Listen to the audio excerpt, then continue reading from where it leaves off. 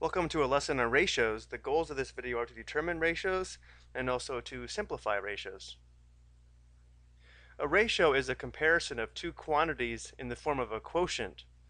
The ratio of A and B can be written three different ways: A to B, A colon B, or A divided by B written in fraction form. And ratios can also be simplified just like fractions can.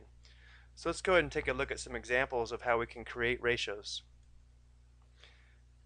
A class has 15 female students and 12 male students.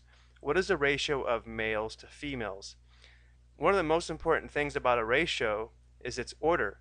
So if here we want the ratio of males to females, since there are 12 male students and 15 female students, the ratio would be 12 to 15. And I'm going to go ahead and write this in fraction form, so it would be 12 to 15. Now, as mentioned before, most of the time ratios are in simplest form. So we can simplify this just like we would simplify the fraction 12/15. So since 12 is 3 times 4 and 15 is 3 times 5, we can see they have a common factor of 3, so the simplified ratio would be 4 to 5. If we want the ratio from females to males, that would be 15 to 12, which would simplify to 5 to 4. And then lastly, if we want the ratio of females to the total number of students, well, there are 15 female students. The total number of students would be 15 plus 12, or 27. So the ratio would be 15 to 27. And again, this can be simplified. 15 would be 3 times 5. 27 is 3 times 9, so they have a common factor of 3. So the ratio of female students to total students would be 5 to 9. Let's go and take a look at another example. The team played a total of 24 games last season. They won 18 games and lost 6 games.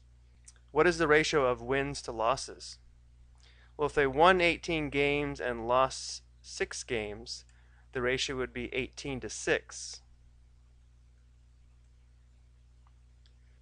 Now we can simplify this. 18 is the same as 3 times 6, and we can write 6 as 1 times 6. So the greatest common factor between 18 and 6 is 6.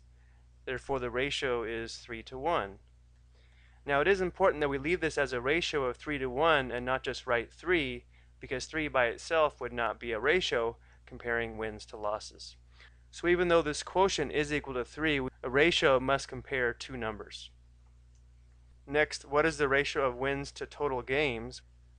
Well, there's 18 wins, and the total games would be 18 plus 6, or 24. And again, this simplifies. The greatest common factor of 18 and 24 would be 6. So 18 is 6 times 3, and 24 is 6 times 4. So the simplified ratio would be 3 to 4. And then lastly, the ratio of losses to total games. Well, there were 6 losses and there were 24 total games, so 6 to 24. Since 24 is equal to 6 times 4, this 6 would simplify out and the ratio would be 1 to 4. And hopefully that should make sense, because if the ratio of wins to total games was 3 to 4, then the ratio of losses to total games should be 1 to 4, accounting for all of the games played. Okay, I hope you found this video helpful. Thank you for watching.